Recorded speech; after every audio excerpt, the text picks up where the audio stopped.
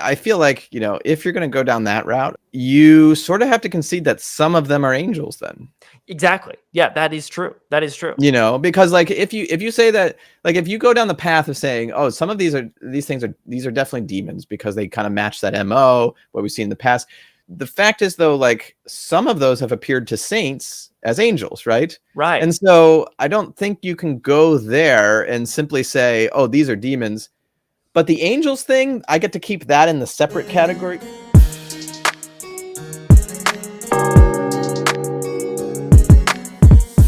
Welcome back to the Circle of Glories podcast, a production of the Protestant Monastic Order of Life Mission Fellowship. This is a show about living out the gospel in an intentional Christian community, and hopefully not on another planet, as we are about to talk about today. So anyway, my name is Matt, and I'm back here with Timothy Krell.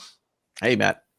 So, Tim, I don't know about you, but I'm kind of obsessed with weird conspiracy theory stuff these days. You do know about me. You know that I am equally or even more obsessed. Yeah, well, it's kind of your fault, admittedly, because you got me on some of the I know. channels. I keep dragging you into it, like, oh, look at this bunny trail. Go down this rabbit hole.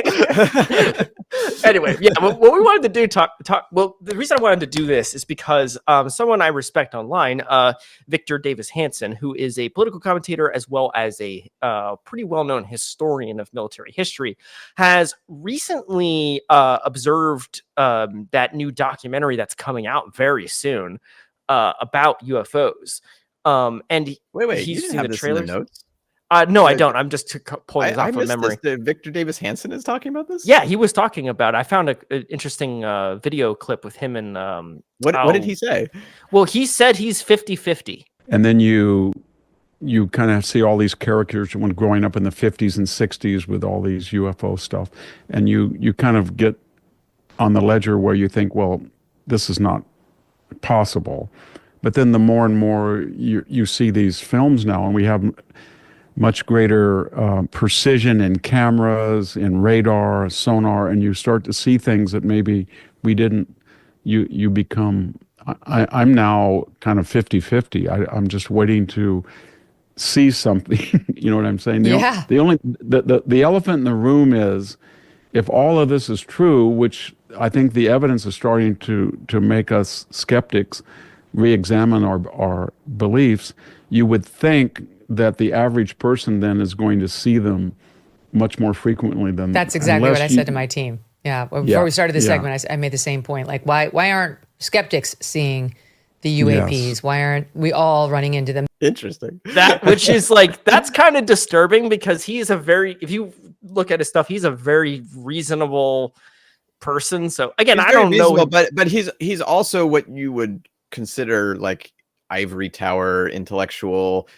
And in other words, it used to be that going anywhere near this topic was just instantly discredit yourself and be laughed at, unscrupulously. So for someone in his sort of position to actually be, one, just even talking about it, and then two, to say something like, I'm 50-50, I'm not sure, that's just, it kind of shows something has shifted around this. Pretty significantly. Yeah, I mean, I also watched that video that you sent me from that American Alchemy guy. I forget that guy's name. Jesse Michaels. Yeah, Jesse Michaels. Yeah, where he interviewed that guy who was doing like intuitive communications with aliens or whatever. Like, and he said like, like we've totally made contact. Wild. Yeah. Like, I don't know what to think about that, man. Like that feels like the most plausible alien contact story I've heard. So anyway, this is weird stuff. We're super interested in it. And given that it is kind of in the zeitgeist, we wanted to give our Christian opinion on this and maybe, talk about it, try to hash out what to think about it.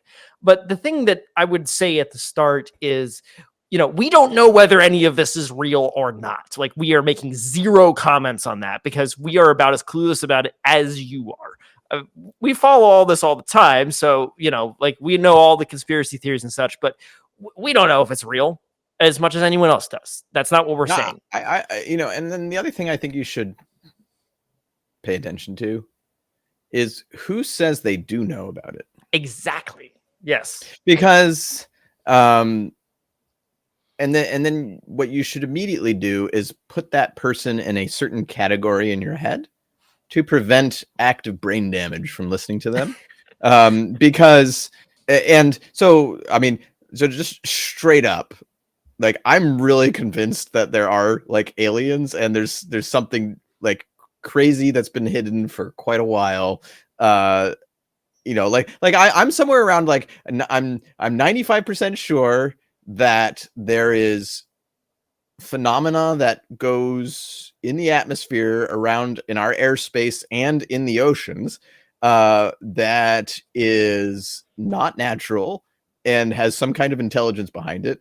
I'm like 85% sure that in some of those there's actually like, those little aliens that you see, like the classic aliens, like those actually exist. And I'm like 70, maybe 65% sure that like the government really knows a lot about them and is hiding that, and there's all these different tiers, right? But like, so I have this kind of hierarchy in my head. So just knowing that up front, right? And so I'm like, anytime someone comes out and they're like, you should know all this stuff, like I'm very inclined to believe them, because I've sort of, I've looked at all this stuff and it's really exciting and interesting.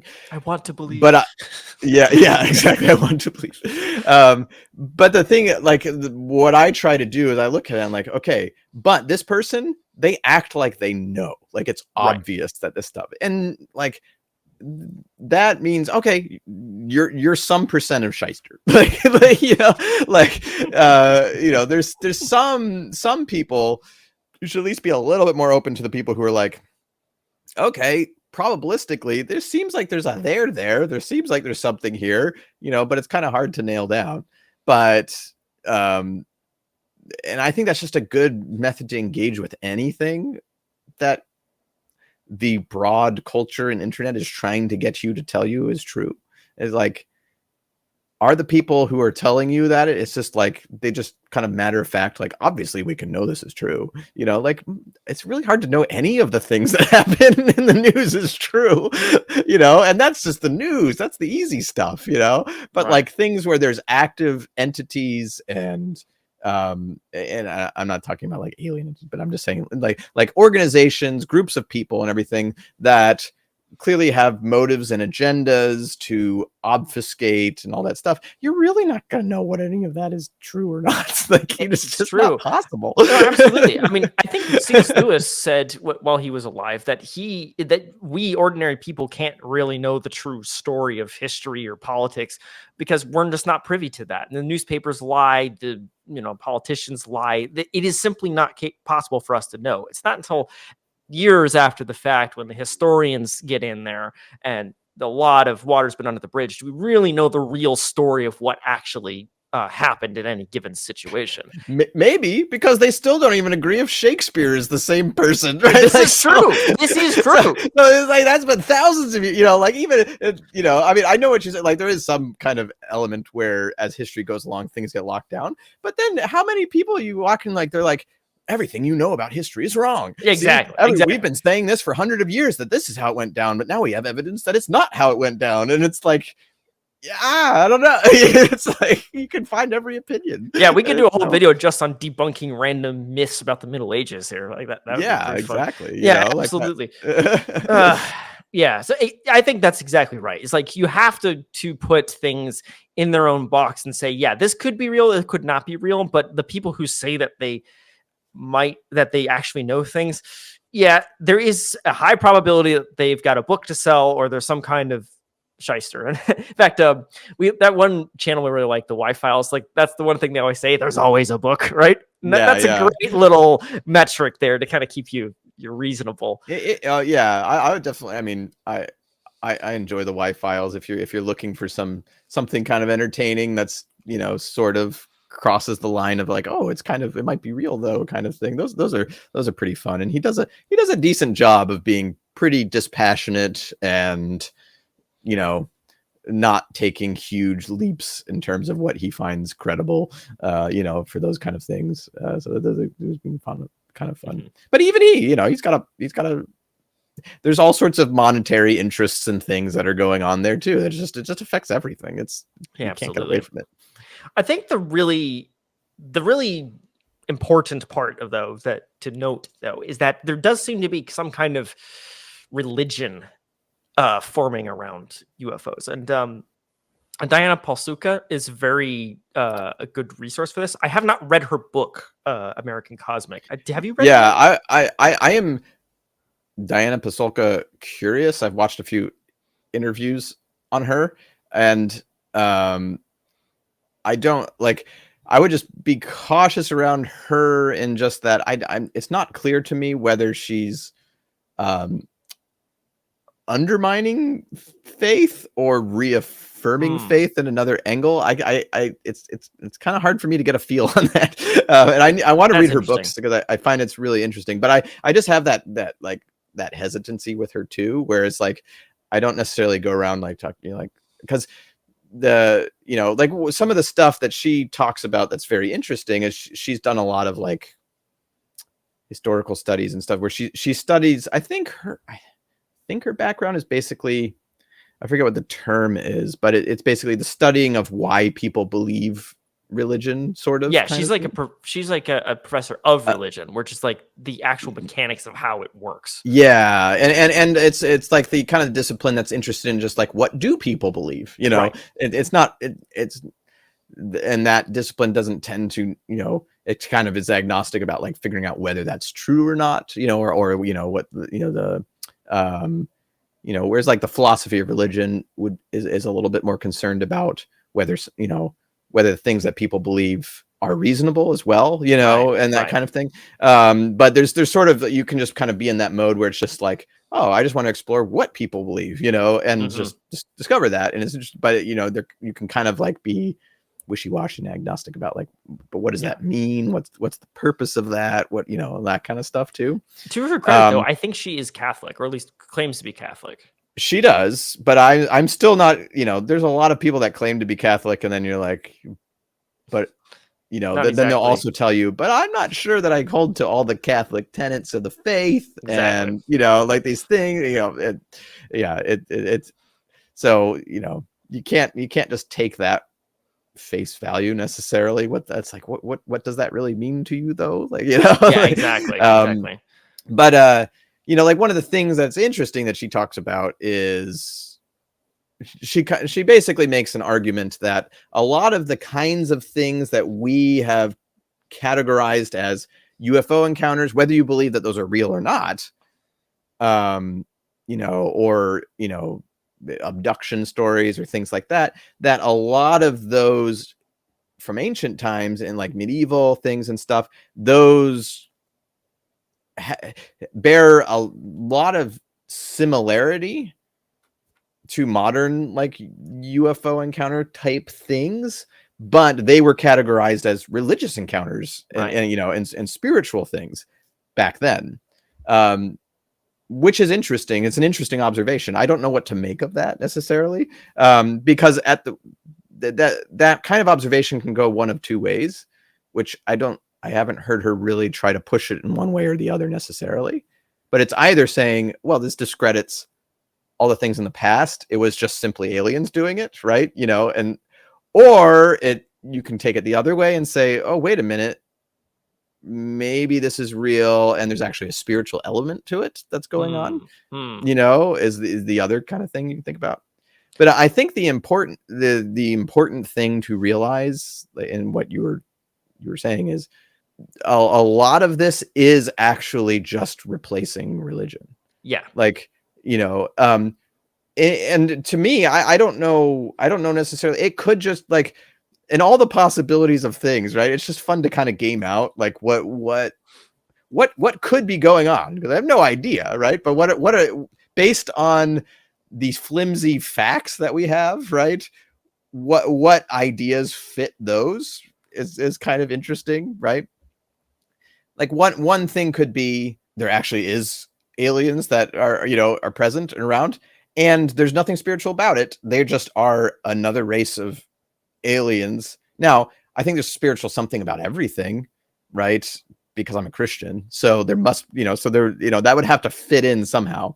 Because I don't like get a pass to just say, oh, well, I'm a materialist when I talk about aliens, but everything else is spiritual, Right. But I mean, If I may Yeah, interrupt, yeah. there's one of the premises of aliens is that it is a kind of a non-spiritual thing. Like it's this being that evolved on another planet, right? Like it's kind of assumed Yeah. atheistic. But what they talk about, materialist like one world. thing you'll hear in the space, they'll talk about the nut. I'm just more of the nuts and bolts guy. Where they'll say where they're just Right. like, I just want to know like what physically is happening. Physically, there was a craft, and physically there was some creature piloting the craft in it, and all that, when whatever that, I don't know what that means. It's just there is a craft that is going through the atmosphere, right? And doing things that no human craft can do, something like that, right? So like that could be the case, right? In that like you can just look at that and that's mostly is what it is, and then there's you have to have some kind of theological thing on top of it, but and then you can just say, I forget where I was going with that, but essentially, okay, there's spiritual events and things that happened in the past, these aren't connected with that at all, or you can then game out and say, well, no, there actually is some kind of and the spiritual world is separate from that, right? Right. Because like one of the things you're going to talk about is like, and you'll hear Christians because this has gotten such in the zeitgeist now, where it's a lot harder to laugh at people if they just say something weird is going on now. Right. It's now if you're a real normie and haven't gotten anywhere near like this kind of stuff, it's probably well in the category of just simply your reflexive thing is probably the first thing is, oh, this is just ridiculous that somebody's talking about this. That's silly. But what you might not realize is how there's a growing segment of the population where that is not silly. Right. Like that's just not their first reflexive thing about this anymore, and because like you'll start seeing like Michael Knowles has had interviews with people where they're kind of talking about these kind of things.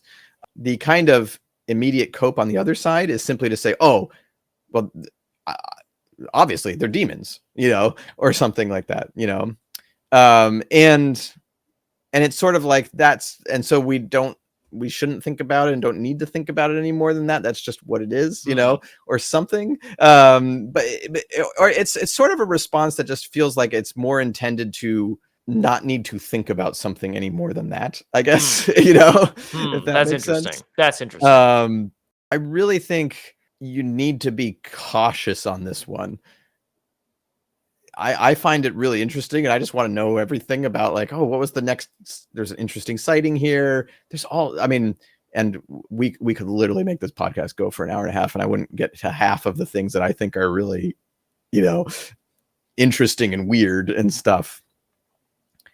But like I've noticed in myself, I'm like, I gotta just be cautious here because it has some kind of power that it wants to pull on you with. And it kind of wants to, there's sort of, it feels like there's a force or a power in there that's like, I want to undercut your faith is part of it. And then there's another part that's sort of like, I want this to be your faith kind of element. There's another part that's sort of like, the same feeling you get with like politics where you just have this weird feeling about it, where you're like, I sense that there's more going on behind the scenes than what's being told to me by even the people that should know and I respect, and it's just there's other motivations and other powers and principalities warring something out here that I don't understand. So I get all those feelings from it, and so I think. And it's kind of impossible to even like, I don't even have any confidence to say like, I am 80% sure this is what's going on. Like, cause like what one take I could have right now, right? I could say like, yeah, you know what? This is actually being used by the government to give people a false religion, and to create an alternate religion to replace Christianity in people's lives, where now we sort of worship these other beings, these alien beings and stuff. You can make that case. Like I think there's decent evidence that lines up with that. Right. But I can't, like, I think it would be real. You just really haven't done a lot of thinking about it. and anyone who says that to you is probably trying to sell something. because you know, like there's certain Christian authors and thinkers who have started talking about this phenomenon, and they've sort of had some takes like that. And to their credit, some of them have been like a little bit more like, this is a weird one, guys, you should probably be cautious about it. But they sort of have a certain narrative about what's happening in society right now.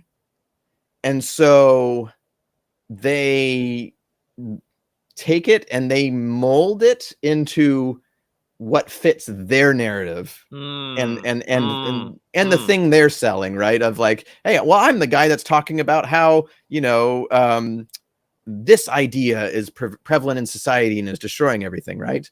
So now I'm going to take the alien topic and then say, well, it's definitely fits right here and backs up my other stuff that I've been talking about because it's that same thing, you know? And I'm just like, you clearly don't know that, though. You can be suspicious of that, you know, and it'd be much more honest if you just say, I wonder if this is, I've been talking about this other thing. This seems like it might be connected, you know?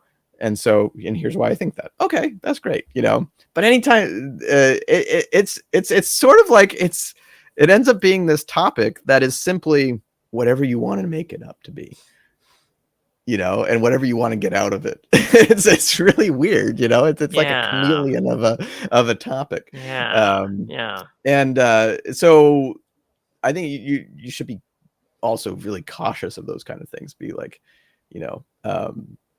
But at the same time, it's useful to be aware because people are going to use this topic with an agenda, you know, is what's going on. And it's becoming something that you're going to end up hearing more and more mainstream going forward. And so it's important to realize, okay, wait a minute. Don't, you know what your principles are, what you believe in your faith and in Christ and, you know, in that Christian worldview, and engage with it that way versus, you know, allowing it just to be taking it at face value and instead realize, you know, just like everything else with politics, with culture things, a lot of these things are actually being used as a vehicle to propagandize me about something else that isn't even necessarily follow from what the thing itself is. That's true. No, yeah. I think you're right there. And that's the feeling I get too. There's just something feels wrong about all of it.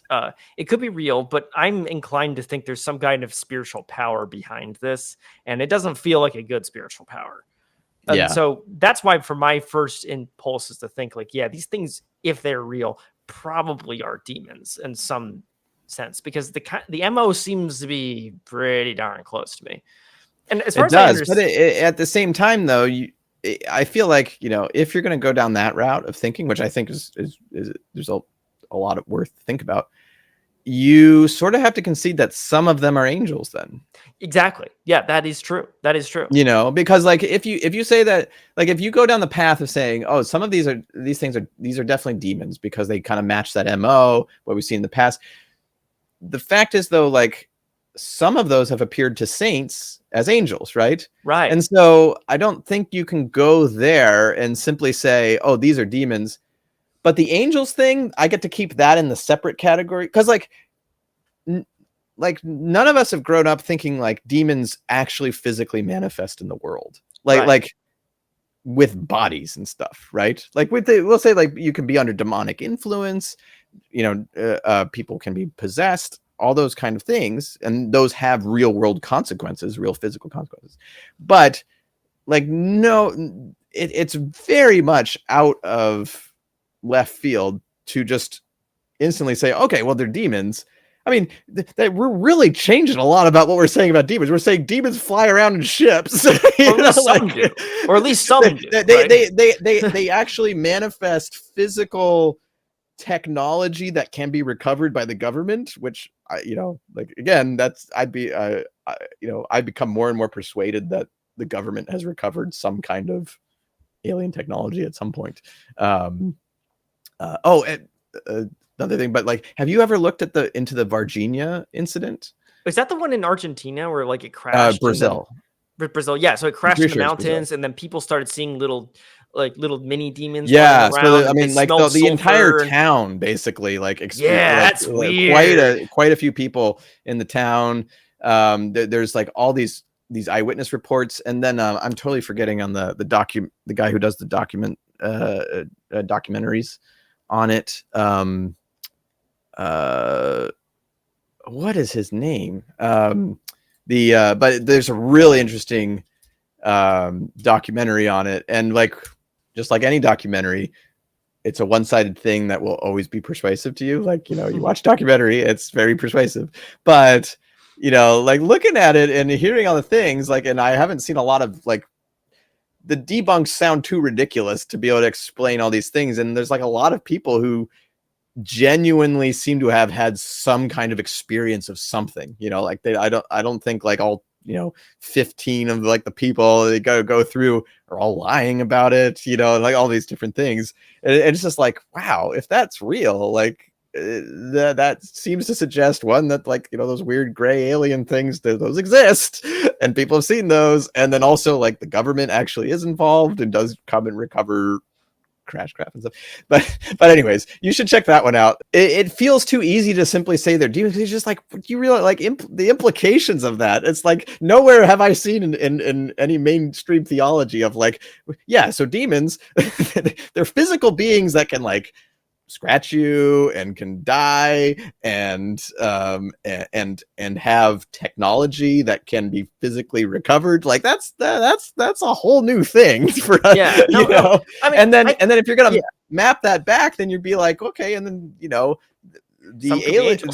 angels and the other benevolent, spiritually good encounters must also fall into that category as well, I mean, it is new, but in some respects, I don't think it's that new, because the thought that these things were, didn't have physical bodies and, are kind of more like these ephemeral spiritual things.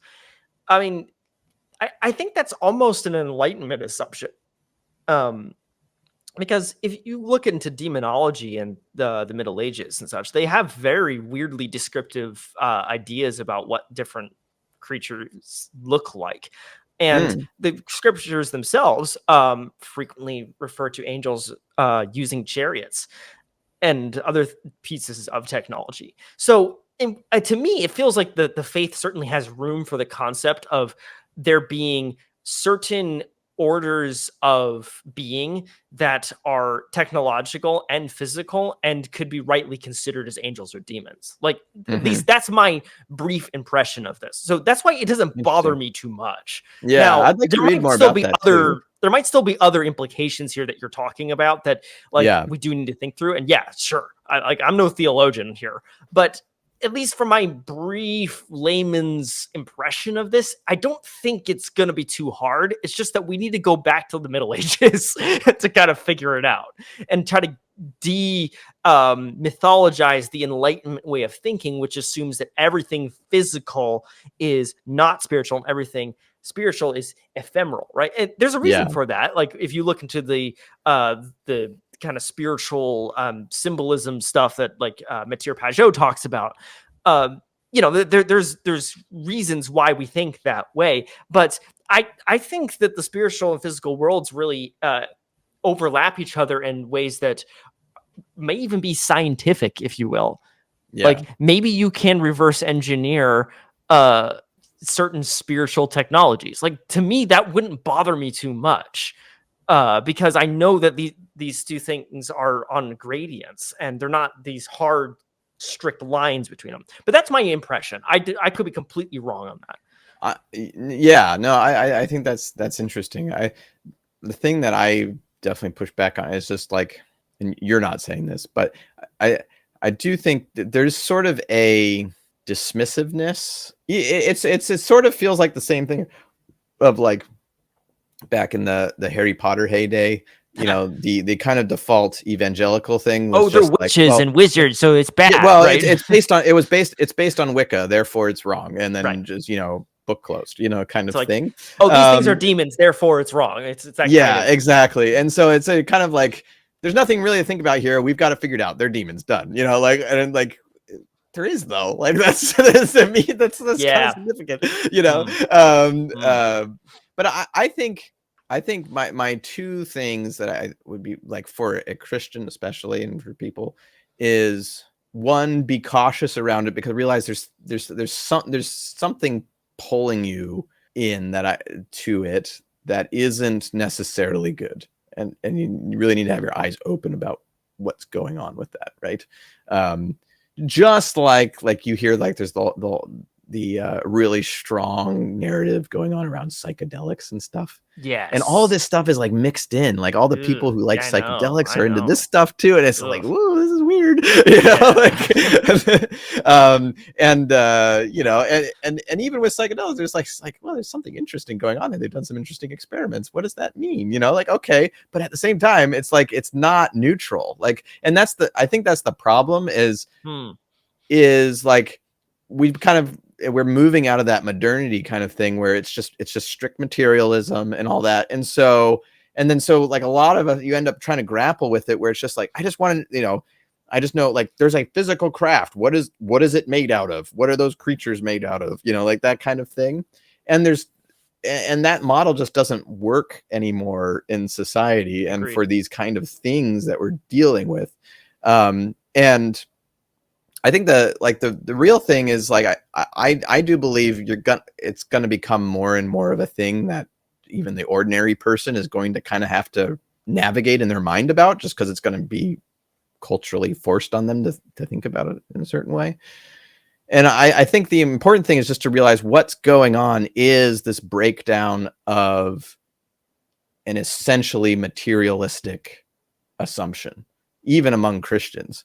And the marketing term that all the thinkers like to talk about is the re-enchantment. Re-enchantment is happening now, and this whole thing, and that's real. But the important part to handle it well and to be able to navigate all this, I think, is to figure out how do you not live like a materialist? How do you not keep moving through, like a de facto atheist, even if you verbally assent that you believe there is a God?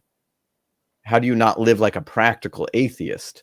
How do you take these things and actually embody spiritual truths and incorporate those into your daily life of living as if everything you do does have spiritual meaning?